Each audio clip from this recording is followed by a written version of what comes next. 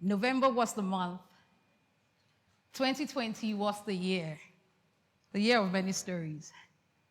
And on November 12, 2020, Ghana lost an icon, a pivotal man in her recent history, one without whom we can talk about Ghana without mentioning the person? Flight Lieutenant J.J. Rawlings. So how does J.J. have to play into my story? You see, he was born in the same year as my father, Barrister Edwin Madu Abuchukwu Oluwakemi Dike. Just keep his name in your mind for a little bit. So when Rawlings died, a mentor of mine said, a library has just died with this man.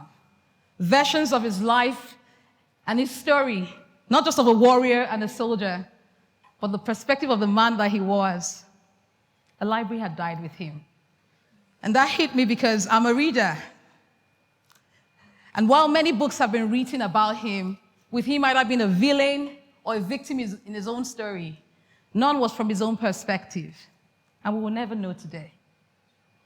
So this got me thinking about my father, Barrister Dike. You see, born in the same year, like I said. But more importantly, his birthday was just a few short weeks after JJ's death. And I started thinking, what about my history don't I know? What about how I got here don't I know? And how will knowing it change the decisions I make going forward? So on his birthday, I called him and I wished him a happy birthday. And I said, Dad, will you please write a book for me? I really want to know what it's like being you. You see, I'd known my dad as a very successful career man. But the man he was, I really had no idea. So I wanted him to write letters as if speaking to his children, imagining his grandchildren sitting at his feet in the village, sitting around fire. As we clap, we cheer, and we tear apart his stories. Just picture that with me. And so excitedly, he started writing. Me, a self-designated ghostwriter. I designated myself. And with every chapter that was to denote a decade of his life, I found myself shocked, awed, and particularly teary. Once I wept bitterly. You see, he chose to start the story of his life prior to his birth with his mother's struggle with infertility for 8 years. He talked about the pain and the shame she felt for those 8 years. Then he talked about his father scouring for work far from home just to make ends meet so that he could get good education. Then he talked about losing 5 brothers in a matter of days, leaving him as the only surviving son at the time. This rocked his mother's world and threatened her mental well-being, a topic that wasn't openly discussed then as we do now. And the most recent chapter was how he fought and survived the Biafra War in Nigeria.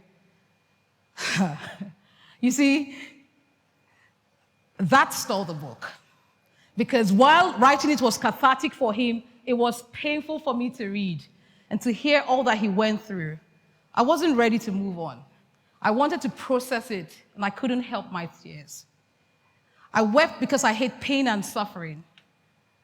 But I also wept for all the near misses and brushes with death that dogged his every step in his journey. Misses that meant that he would have been prevented from being here today, or from my siblings and I from being born at all. And he was the first of his direct lineage to cross 60 years old. And now at 75 and healthy, I'm super grateful. And still with all of this, my dad was still the most boisterous and happy man I know, always positive. You see, he even defied something in his day. He chose to marry from the very same tribe that they were just in conflict with. Can you imagine that? Intertribal marriage was a daring move, a no-no for his time. But he did it and defied those odds. And so after spending the night crying and wondering why after almost 40 years I'm now hearing about this story, I had to agree. A library indeed lies within a man. And so the next morning, a surprising feeling rose up inside of me. And I said to myself, you could feel sorry for yourself and your father's story, or you could decide to choose to take a place at the table of life in gratitude. And right on the heels of that was a bold cry from inside me. How dare I choose to not take a seat at the table? How dare I choose to remain silent? How dare I choose to live a small existence when the man I dare to call father fought all those things for me to be here today? You see, I thought about all of this and I said, how is he still a happy man? How is he still going through all of this? Because everything along his path was reason enough for him to stop, to give up, or to have even died along the way. But he persevered so that I have the access and the right to stand on this stage with you today. And while I want to applaud my father for all that he did, it is also your story. This is also your life, because somewhere in your history is a story of how you got here. A story of pain, of resilience, of joy, of endurance, of strategies. You see, your path is laden with lessons, as with clues. Clues that could be pointers of what your call is, or your purpose is for today. Sankofa. Sankofa. Looking back in time for lessons for today. And so when I think about the word Sankofa, two elements jump at me: time and lessons. A time to look back on and lessons to draw from. But then you would ask, where do we start from? So I'd like us to just pause and reflect. In gratitude for the journeys of our heroes past, for everyone who has paved the way for you to be here today. And while they may not be perfect, they did the best with what they knew. And so let's take a moment and reflect. What is the backstory that has brought you here? Sankofa. What decisions have you made or have others made on your behalf that has brought you this far? Sankofa. And how has that backstory influenced your decisions today? Sankofa. Thank you for indulging me. But then you would ask, why should we look back in time and get some lessons from some old story B? You see, because sometimes in our history are pointers of what not to do, what to keep doing, or what to improve upon. Because not looking back has caused us to perpetuate pain and hurt, wars and biases. Not looking back correctly has made us move ancient boundaries that needed no moving. And we've lost our values and our moral compass. Not looking back through critical lenses might make us throw out indigenous strategies that we could still rely upon today. Sankofa.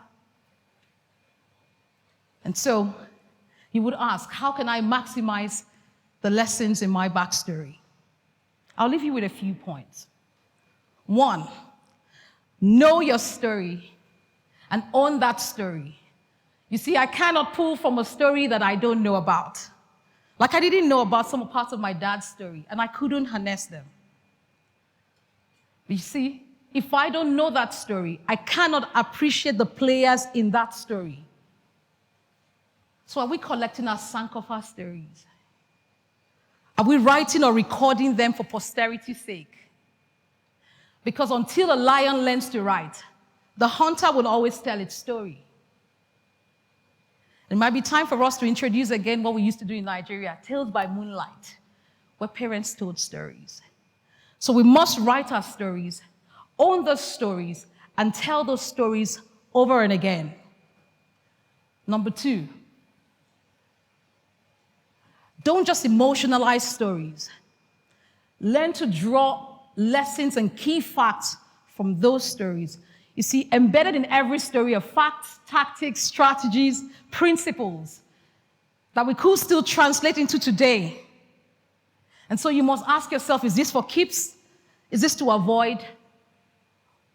Or is this to perpetuate and improve upon? We must seek to probe what the mindset, what the strategies, or what the causes and effects of the issues were. We must seek to understand the issues that belie, and the system that belie the issues of that time, conventions of a time that we were not there, and see how that applies today. Above all, we must contextualize. Number 3, find in your story a cause to live for. Because you would find common themes and issues in your story that would answer the question, why am I here today? What's my purpose? What's my purpose in life? It might be within the stories of your past. You see, my father's father fought for him to be educated. And he was the poorest boy in his prestigious school at the time. But because he excelled and succeeded, that poor Igbo boy from CMS Grammar School, Lagos, paved the way for me, my siblings, and his family to be educated. And my sister and I are the first female educated ones in my lineage. In my lineage, with me being the first medical doctor, and my sister being the first lawyer. Sorry, female lawyer. My dad was the first. And so still embedded in that is the fact that today I'm an educator and I'm passionate about education. My Sankofa brought me here, and I didn't even know it. My sister, she fights for justice, not just as a career, but as a lifestyle. She's fierce. And still within my story, still elements and issues that still exist today that you can still find a cause to live for. Issues of lack of education or access to it, issues of infertility, of mental wellness, of wars and injustices, of lack of healthcare, and even intertribal conflicts and intertribal marriage conflicts. So find within your history a cause to live for. Number 4, just as I have shared this story with you, I want to challenge you to connect and collaborate with other people's stories. Because when you share your story with me and I share my story with you, you see yourself in me and I see myself in your story as well. And we can find commonalities, we can find lessons that pulls on our humanity, and we can create a better world. Because you see, our collective personal and family stories stronger when told together. Connect and collaborate. So I'm going to ask you, what part of your story haven't you owned? Sankofa. What lessons and principles within your stories haven't you unearthed till today? Sankofa. And what are you going to do with the stories that you uncover going forward? Sankofa Yechi. And so as I wrap up my thoughts, I remember the morning when Dad told me this story. I said to myself, I'm a Dike. Dike means warrior, a fighter. But this is not just about me. This is you as well. And so remember, we are all warriors in our own right. So I want you to stand tall and proud of your story and use that story to fight for a better future. And together, let's create a world where common shared stories will create empathy, community, and unity. So go forth. Collect those stories. Harness those lessons. And connect with other people's stories so that we can build a brighter tomorrow, one story at a time. Sankofa. Thank you.